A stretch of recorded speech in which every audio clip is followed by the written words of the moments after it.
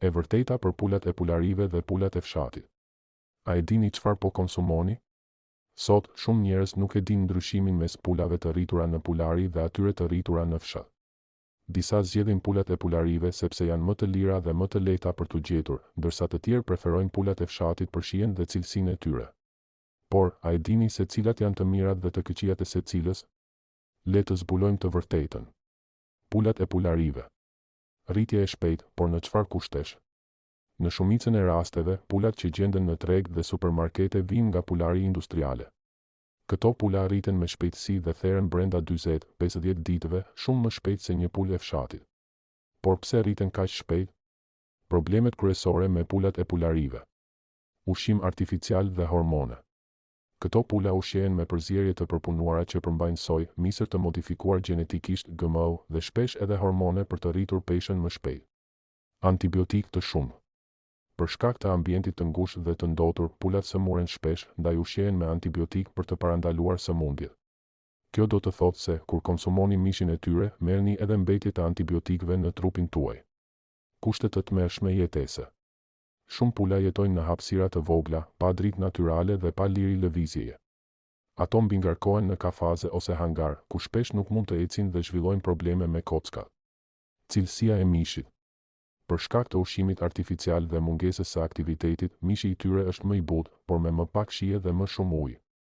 Kur e gatuani, shpesh shihni se lëshon shumë lëng dhe nuk ka fortësinë e një pule të vërtetë. Pulat e fshatit. Një alternativë më e shëndetshme? Pulat e rritura në fshat jetojnë në kushte krejtësisht ndryshe. Ato nuk mbahen në hapësira të mbyllura dhe hanë ushqim më natyral. Të mirat e pulave të fshatit. Ushqimi natyral. Pulat e fshatit ushqehen me drithëra natyrale, bar, insekte dhe fara të ndryshme, duke marrë një dietë më të balancuar dhe pa hormone të shtuara. Liri lëvizjeje. Ndryshe nga pulat e pularive, ato shëtisin në natyrë, ushtrojnë muskujt dhe rriten në mënyrë më të ngadaltë, gjë që ndikon në cilësinë e mishit. Më pak antibiotik dhe kimikate. Pasi nuk mbahen në ambiente të mbingarkuara dhe të ndotura, pulat e fshatit nuk kanë nevojë për aq shumë antibiotik si ato të pularive.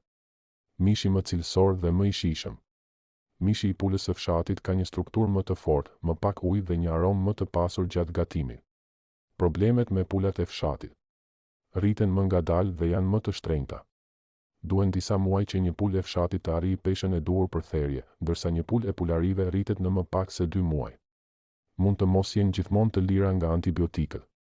Edhe pse në përgjithësi janë më të pastra, disa fermerë mund të përdorin antibiotik në mënyrë të pakontrolluar, ndaj është e rëndësishme të dihet origjina e pulave.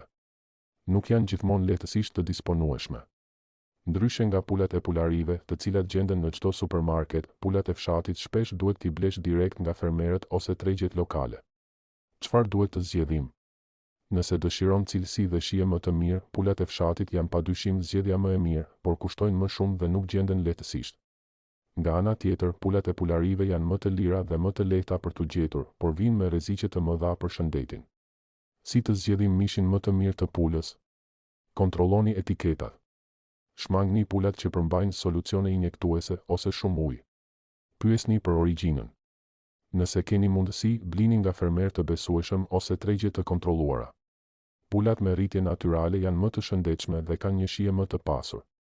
Shmangni mishin që duket shumë i bardhë dhe me yndyrë të tepërt shenje e hormoneve dhe antibiotikëve. A e keni menduar ndonjëherë se çfarë po konsumoni kur blini mish pule? Diskutoni me ne në komente. Pëlqejeni videon dhe ndiqni faqen për më shumë informacione mbi ushqimet që ham çdo ditë. Ky status është për qëllime edukative dhe nuk mbajmë përgjegjësi për zgjedhjet tuaja ushqimore.